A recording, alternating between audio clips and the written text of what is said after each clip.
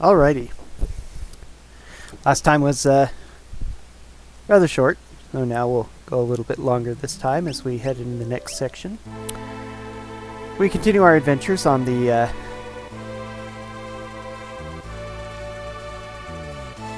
World of Ruin. Now we're going to see a few interesting things. First of all, now that we can put Mog alone in the party, Mog is going to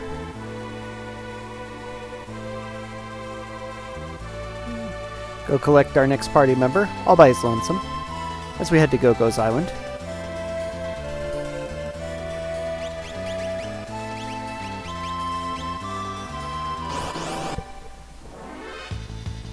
Voila.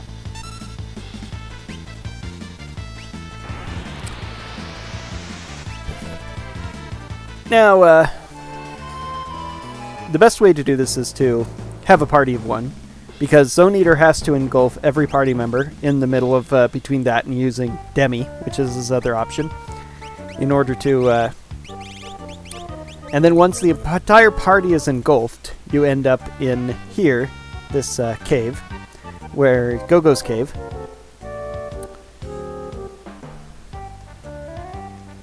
So having multiple party members is troublesome.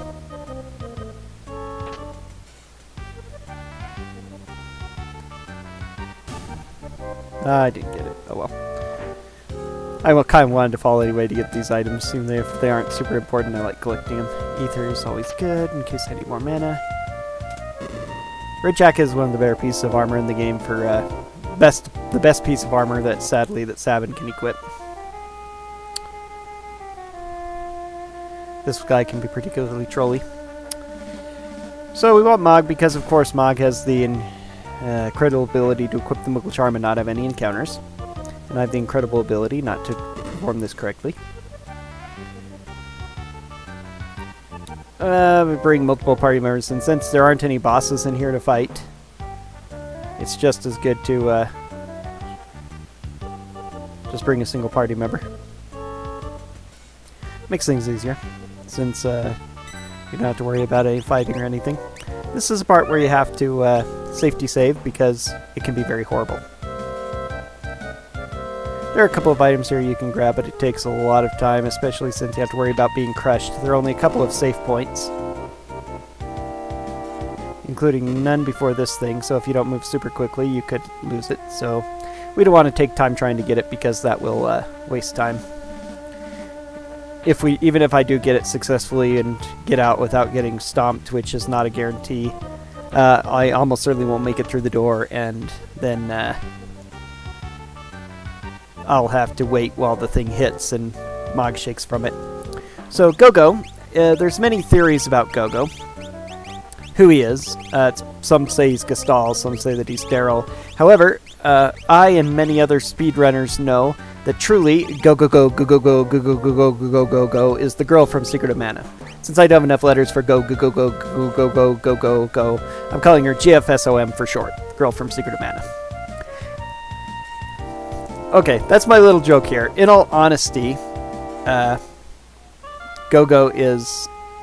Actually, we have theories like this in America because we love stupid theories like that, but also because, most especially because we'd never had Final Fantasy V before this game. Final Fantasy V didn't come to the US until the PlayStation, Final Fantasy Anthologies, and so... But Gogo actually appears first in Final Fantasy V. At the bottom of the ocean, you encounter him and you fight him to learn the Mimic class. Mimic job, rather. But, of course, there's actually no... Yeah, we'll stop here really quick. I'm not having the best run on the airship, but I really don't care. We'll collect Palador here.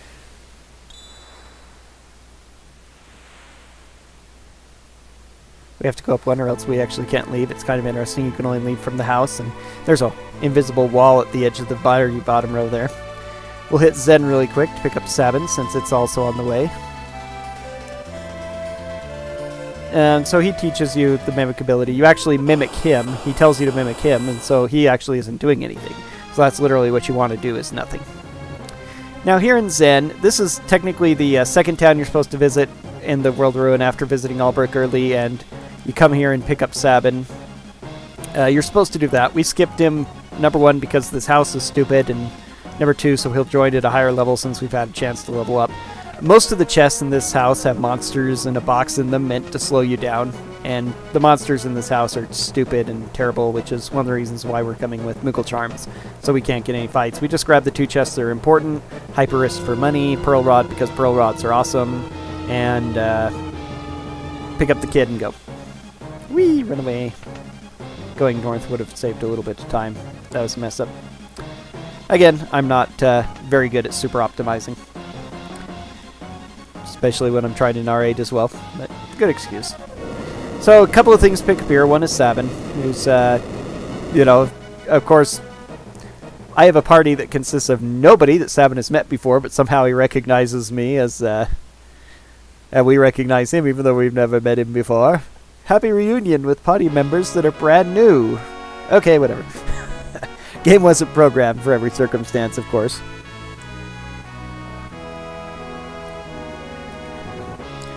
So with our expressive Moogle here, we are now going to pick up another Esper.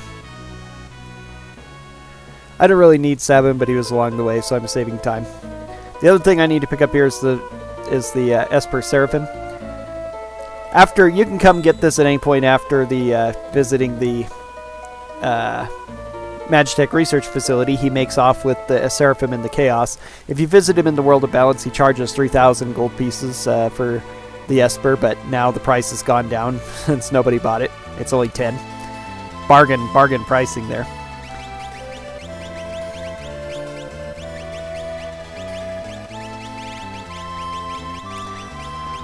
And we could have picked it up before, but we've never really had it. Even when we crashed near Zen, when the airship crashed near the end of the game, right before the banquet, we didn't want to stick with, let's see, economizer, gym box. We're going to give sprint shoes to Go. So it's easiest just to wait because we need to pick up Sabin, so we'll get him then. Now, this is one of those annoying places, especially since even if you pick up Mog immediately like we do, it's rather, you know, you can only have Mog in one party, so you could normally only have the Moogle Charm for one party. However, since I have the magic of hacking the game, Gogo also has a Moogle Charm. So he can, by having him in the main party, this main party can go the entire way and not have any encounters either, which greatly speeds up the process of doing this cave. So I have 2 Moogle Charms, which is awesome. Hit this once, step off.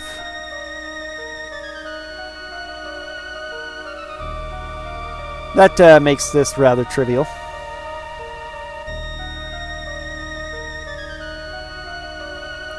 If I don't step off that lever after hitting it, it would cause a merry-go-round effect. I'd switch over to him, it would count him standing on it, and so it would kick it back over, and I'd be going back and forth like that for a little while. Now, I don't mind Mog running over the spikes because he's going to be, he's not going to fight, so I don't really care if he takes damage. I'm trying to avoid damage with Terra, though, because their party is going to be involved in a battle. Not a very dangerous one, of course, with all my stuff, as you've seen before, but still, I'd rather not lose to something stupid.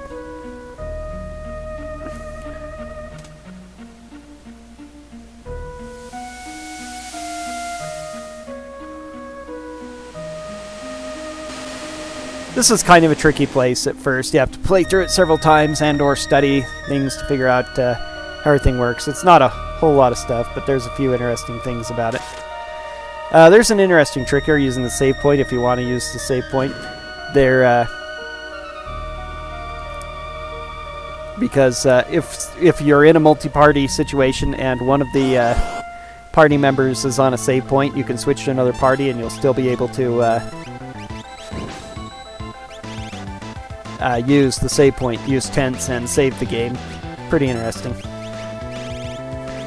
And like every other big fight from now on, it's going to be ended swiftly with as many Ultimas as I can throw out.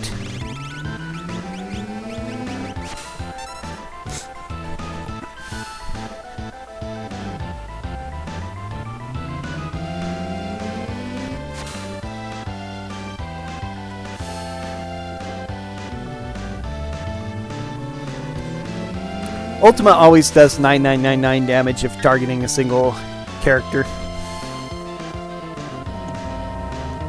So since most of your boss fights are single, it's something you don't have to worry about. Easy victory. Most of the chests in here are empty, which means that if you've been practicing skipping chests for speedrun, this is a place that sets you in good stead, because there's only one chest in here that actually has anything. And since we're nearby, we'll go ahead and grab the dragon horn. That's the first of the 8 dragons we have to kill, because we're on 100%. Funky little trap there. By positioning people in certain places, you can do some interesting weird things, little minor glitches, kind of pointless. This cave has a bunch of little glitches in it. There's the save point glitch that I already mentioned, and there's also kind of a glitch involving this last treasure chest.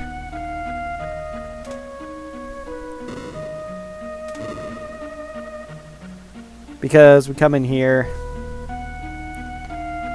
and we find Locke opening this last treasure chest, and if you actually come back in here, you'll find that the chest is locked again. But you can't open it. It's a null piece of equipment. So anyway, all the chests in here are empty because Locke already looted them because he is a master treasure hunter. Your character's always, again, the game can't perfectly simulate everything. You would think that there would be no way that Locke on his own could make it through all of this, even if he does have Ultima. I mean, we had to have 2 parties, but he was able to do it all by himself somehow. But then again, Terra, when she's in Esper form, can fly, as long as she isn't actually in the party. It isn't actually normal movement. But so now we get the finish to Locke's backstory, which again is one of those cutscenes that you usually skip. You kind of have to go out of your way for it. It's a hidden thing, and encourages you to explore the world entirely. But if you explore Kohlingen with Locke in your party early on in the World of Balance, you'll find a house that, and he'll reveal his past, how this girl, Rachel, was his girlfriend. They were in love, and she liked to go on his treasure hunting adventures with him, exploring places. But at one point, there was an accident, and she saved him, but she fell down the ravine herself and got badly injured, and when she finally recovered, she had amnesia. And this, of course, is one of the reasons why Locke reacted so badly to Terra's amnesia. He has such a strong desire to protect women, girls especially, Terra and Silas,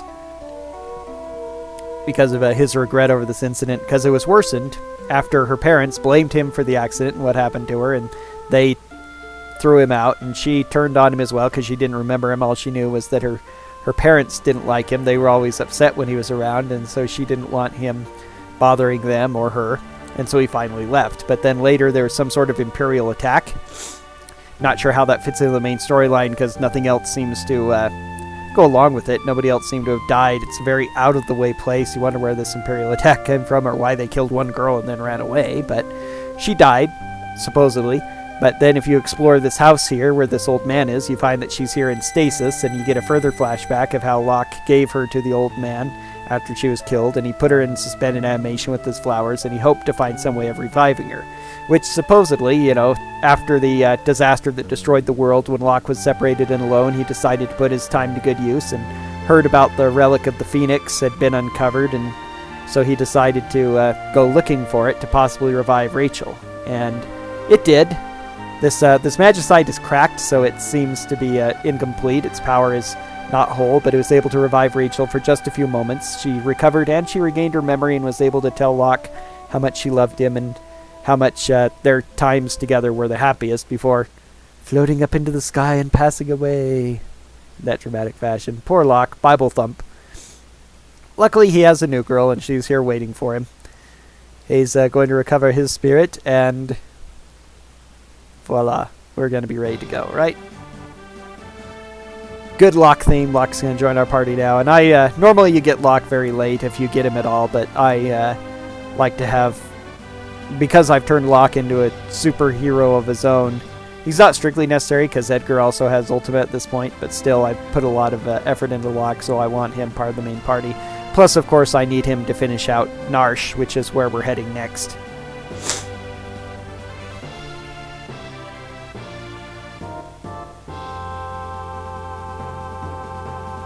If doing this kind of thing ever did interest you, there's a few things that could definitely be done to, as it were, you know, just go optimize it, optimize everything that's happening. And one of the optimizations could be, you know, not getting Locke, especially if you decide you want to do this on an any % run, which I'm thinking of doing in the future. Or something of the sort. I might do that next, and with after I've got a few more things ironed out.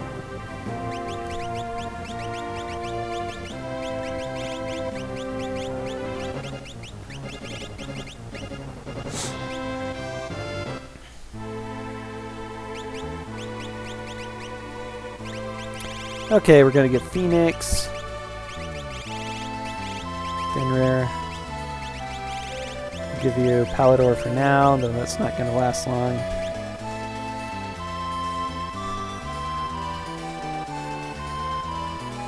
Okay, to Narsh first. We're going to get that out of the way. Since this is 100%, we need to collect all Espers and all companions. And there's a hidden Esper here in Narsh.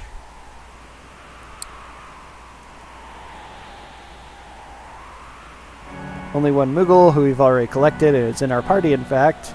You need treasure hunters to get here. Not having any encounters in here is nice, which is why we have Maga Hut round. We could also use Gogo through most portions of the game, since I've given him a Moogle charm as well. Normally, of course, he wouldn't. But Mog is necessary to recruit Yamaro here in Narsh, so we're going to be doing that next. We're going to go ahead and keep the Stone Ragnarok, even though I normally always get the sword instead. You know, since we're trying to collect all the Espers, it doesn't make much sense to turn an Esper into a sword, especially since I already have 4 Illuminas. I can't really do much more with it unless I really wanted to dual wield them, but all of my Illumina wielders are also powerful spellcasters, so there's not much reason for me to do that either. One of the disadvantages to this route, because one of the other things I like to do when I do more casual things playing around with having extra equipment, is lock dual wielding Illumina with Genji Glove and Thief Glove, so he does 2 captures a turn and is almost invincible because nobody can hit him because the Illumina's magic evade. Lots of fun. But because I'm speedrunning this, it was more optimal just to give Paladin shields and Ultima to characters so that I can blow my way through the game. Got to pick up our second dragon here. We need to kill all 8 dragons because you need all 8 unlocked in order to get the last Esper Crusader, who's pretty much useless. The only reason to get him is for completion's sake.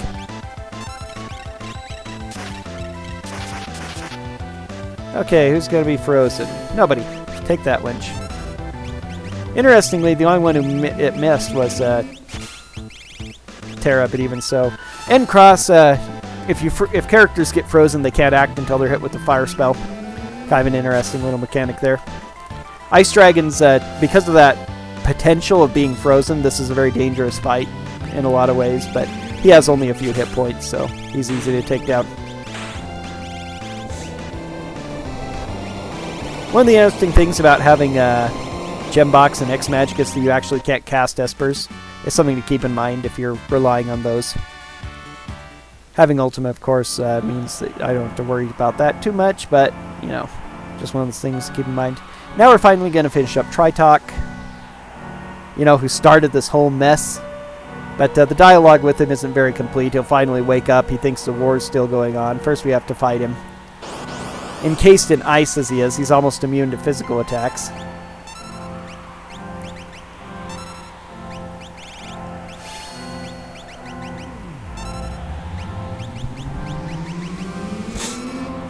Did I forget to put a gem box on him? I did. I forgot to equip him at all, in fact. That's usual. Oh well. Not that it matters. That's not going to do anything, of course. Yeah, 80 mana. Oops.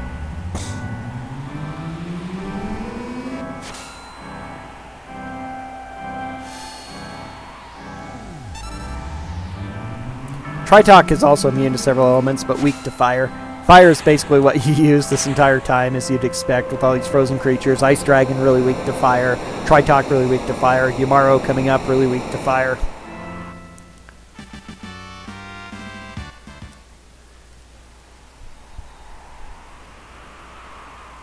So, oh, doing all that damage to it just freed it from the prison of ice. Oh, that's good. Turns himself into Magicite for us. We get one of our more powerful Espers now. Even though Tritalk is a tri-elemental and he's weak to fire, the actual summon, I believe, uses lightning.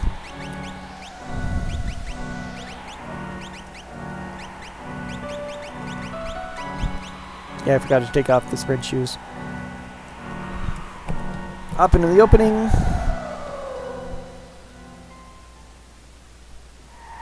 You can actually see Yumaro if you play this game and go exploring Narsh early on, especially, you know, if you're trying to chase down Lone Wolf the Pickpocket and end up recruiting Mog, or possibly sacrificing Mog for a gold hairpin. You can see him poking out through this tunnel that you also fall through if you fall through it.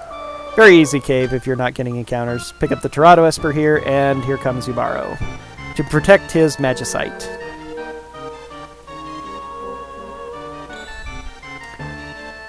Yumaro is, if you've dealt with the Ice Dragon and with Tritalk, then Yumaro's not going to really be all that intimidating either.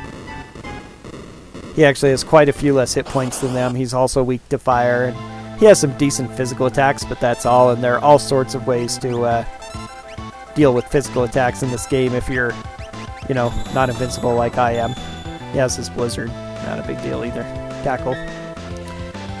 But if you throw on Vanish or use Fenrir to cast Blur, he's pretty much easily dealt with.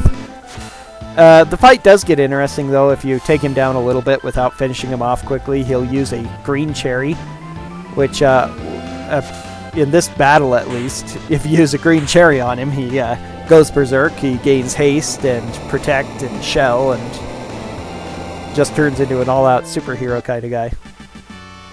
Goes into a weird kind of rage, but of course we'll kill him long before that happens. Now we have to talk to him. And the last party member is joining. And because it's appropriate, in honor of the t-shirt company that does so much support for RPG Limit Break and AGDQ and all the rest, I am going to name Yumaro the very classic and good name of the Yeti. Okay, shameless commercialism. I'm plugging the Yeti now. Buy Yeti t-shirts. They're cool, especially during the times of RPG Limit Break and HGDQ and AGDQ. I'll probably pick up a shirt or two myself. He's going to wait for us on Big Airship. Because apparently he's seen it and he saw that we came in the airship. He's smarter than he looks, maybe. Yes, I do want an item. Warpstone. Even if I were to run out of Warpstones, which I doubt I will, I can use the Warp spell now. I believe I have it. Okay, now that we've done Narsh, we're going to stop by the Opera House real quick. Just passed it up a bit. And collect another dragon.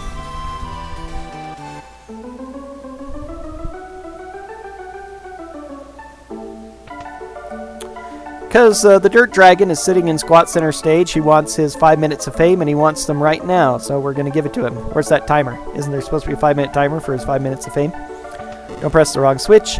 This actually can happen if you press this switch during your first trip to the opera and you fall on stage instead of stopping Ultros. It's one of the moments that can cause a reset. It doesn't cause an instant game over, but you're given like 3 chances for some reason of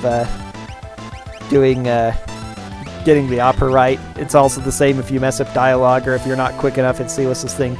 Or if you lose to... Is it Ultros or the Rats? One of them causes a game over, but one of them actually just resets the opera. But if you reset the opera 3 times, that is a game over, so... some of the interesting quirks in the game you don't see very often. But some of those quirks only happen if you fail, of course. But I'm glad other people have gone out and failed for me, so I know about these interesting situations. Dirt Dragon isn't very scary. He's weak to water. If you're playing this game semi-casually, casually or semi-casually, you can get Water Rondo for Mog in the World of Balance. It's his best one. It's really hard to get, but it's worth it because he has water attacks and they're cool. Strago, of course, can give some good water attacks. You can use the Big Mark Summon. A few other things. He doesn't have too many hit points. And if you come in with Float, you're really safe because most of his big attacks are like Earthquake, Quake. They're Earth-based and they don't hit you if you're flying. Otherwise, he can be scary.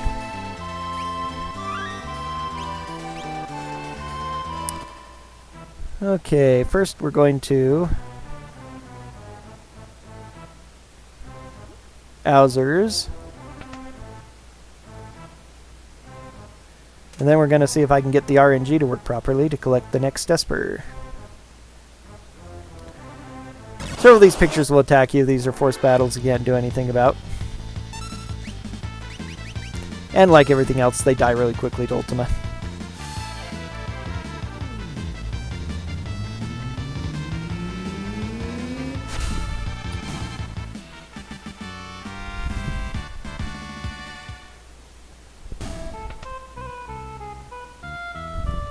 This is an interesting, creepy place with this music. Don't get too close to that chair or another forced battle will be on you. Several of these doors don't go places where you think they should. They go backwards and stuff. It's rather annoying. Several of the chests in here you have to fight if you want them. I'm going to force a couple of encounters for magic points mostly, because I know there's a couple of spells I need to learn before I finish out the game. And, you know, it's not like these battles are hard. They take a little bit of time, but now if I'm kind of doing 101%, doing a couple of optional battles that aren't necessary, and if I weren't, I could even skip these battles. I don't need any of these other spells. I could go in the game right now probably pretty easily, but one of the interesting bugs in the game is here. A couple of these items don't give what they say they should, like if you actually calculate the amount of money that you get from that chest, it's wrong, and there's something else that says it's a remedy, but it's actually an antidote, something like that. A couple of weird things like that. Not that I pay that much attention to my inventory, but it's one of those things that I've seen other people post about online. And there's a couple of magic points, that's good. That's good enough. Now we come through here. This guy's annoying, you cast Condemn.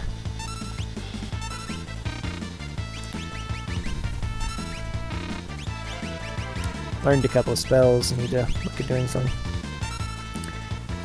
Condemn is a really slow spell.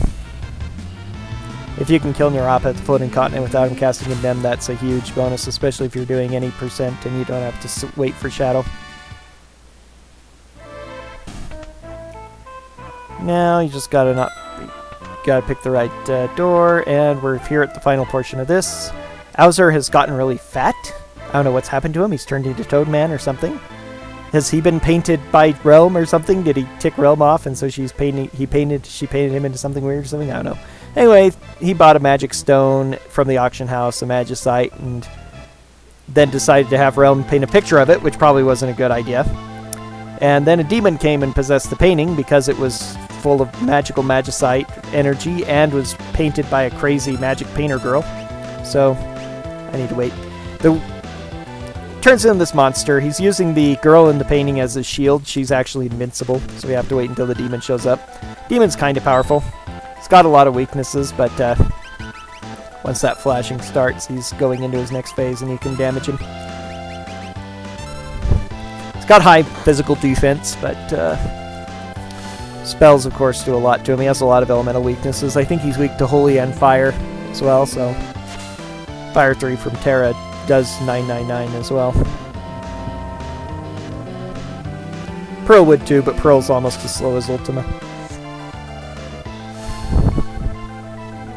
Because the World of Ruin is so open, a lot of things, you know, with a couple of exceptions, just about everything's of roughly the same difficulty level. So, before it was rare to fight a boss with over 10,000 hit points. Now all of them are going to take 3 or 4 Ultimas to bring down. Still just faster than just about anything else I could do to them. And since economizers make magic points. You know, the magic spell's superfluous. I have so many magic points, it doesn't matter. Might as well. Now I can pick up the Starlit Magicite, the most powerful healing Esper in the game.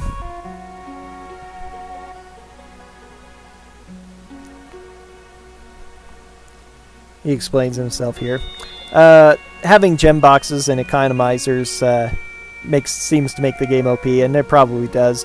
Believe it or not, it's actually possible to get this set up normally. Of course, it would take a whole lot of grinding, but you could use the Paladin Shield and or Ragnarok, or both, to teach Ultima all your characters, and then you can get all of them Ultima, or economizers and gem boxes by doing a... fighting a specific monster. The Brontosaur in the Dinosaur Forest, far to the east near the Veldt, is... he has a very rare chance of dropping an economizer as this item. And if you trade in an economizer at the auction house, it turns into a gem box. So, in actuality, you could, if you grind enough, get enough gem boxes and economizers for everybody, or at least for a party of 4. Okay, 4 down. Now right, and now up, and now up again, and now left, and now up again, and now right again, and now down. Let's see if I did it right this time.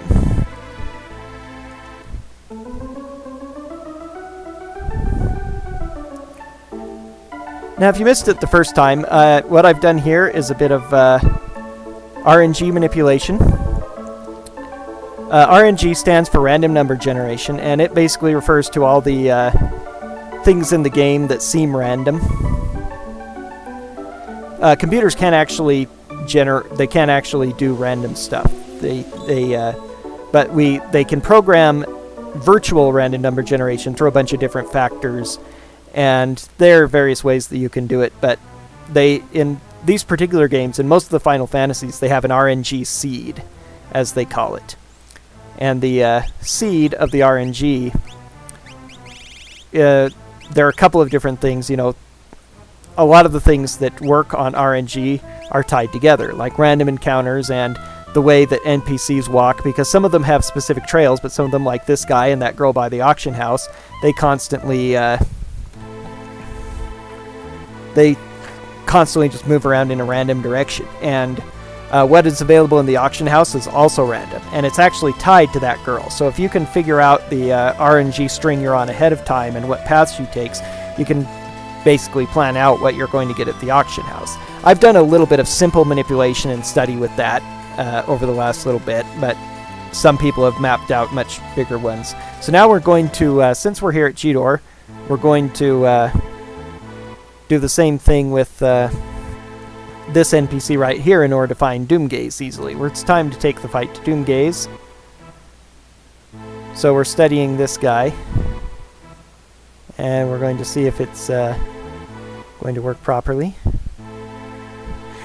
See, as I say, I've only done a little bit, so I don't have everything mapped out. There are certain things that change their movement patterns and stuff, and I might not be on the right seed to get the pattern that I'm looking for.